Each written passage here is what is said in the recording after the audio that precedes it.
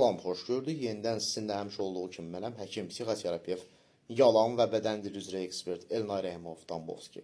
Bugünkü mövzumuz çox maraqlıdır. Söhbət açacağım ki, uşaq itərkən nə etməlidir? Ola bilsin ki, uşağınız valideynlərə müraciət edirəm.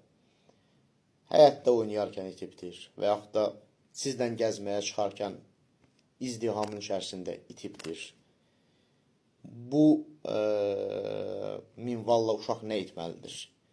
Təbii ki, uşağa öyrətmək lazımdır ki, heç bir zaman həmin anda qaçmasın və yaxud da bir yerdə gizlənməsin və ya kimə gəldi yaxınlaşmasın, xüsusilə birinin maşınına da minməsin.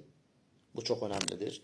Hətta maşında oturan şəxs desə ki, biz valideynin tanışlarıyıq, yenə də minməsin. Bundan əlavə uşağa ad, familiya, evinizin ünvanını öyrətməlisiniz və hər dəfə təkrarən ondan soruşmalısınız ki, əzbər bilirmi? Telefon nömrənizi öyrətməlisiniz. Həmin anda uşaq nə etməlidir?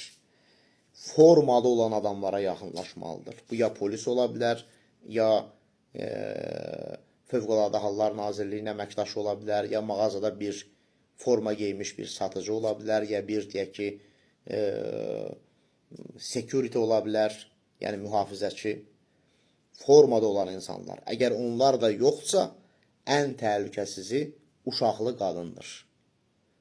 Bunlara yaxınlaşıb kömək istəyə bilər və ata-analarının nömrəsini və ev adresini verə bilər ki, o adamlar nə etsin?